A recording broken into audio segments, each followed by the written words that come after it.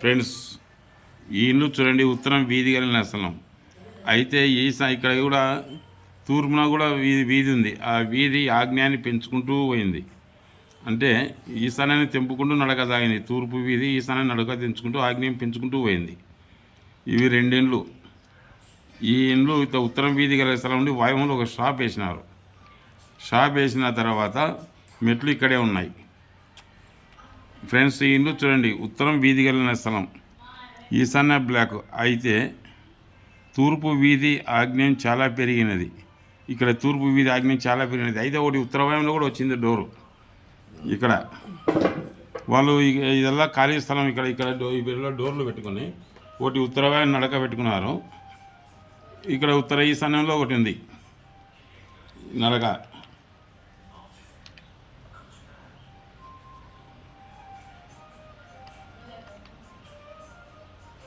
ఉత్తర ఈశాన్యంలో ఒక నడక ఉంది.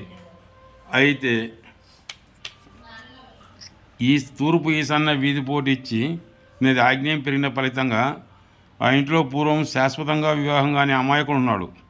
ఈ ఇంట్లో పూర్వం శాశ్వతంగా వివాహం కాని అమాయకుడు ఉన్నాడు. ఈశాన్య బ్లాక్ అయినది. దానికి తోడు తూర్పు ఈశాన్య వీధి పోటీ వలన వాళ్ళు చాలా భాగ్యవంతులు. అక్కడ తూర్పు ఖాళీ స్థలం వదిలి 2 ప్రధాన ద్వారములు పెట్టినారు. ఉత్తర వాయువులోకి షాపు కట్టినారు. అయితే అక్కడ ఒక సింహద్వారం ఉత్తర సింహద్వారం అయినది, ఇంకొక సింహద్వారం ఉత్తర వాయువులోకి వచ్చినది.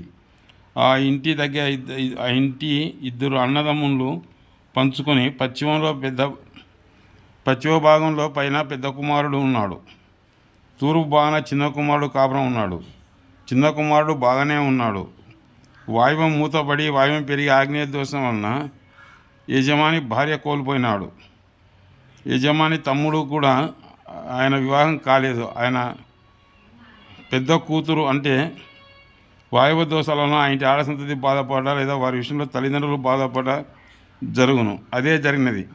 ఆ తరువాత అతని పెద్ద కుమారుడు ఇంటికి పశ్చిమంలో ఖాళీ స్థలం ఉండి తూర్పు అద్దయినందువలన ఆ ఇంటి పెద్ద కుమారుని ఆ ఇంటి పిల్లవానికి పోలియో వచ్చినది. భార్యాభర్తలు కొంతకాలం దూరంగా ఉన్నారు.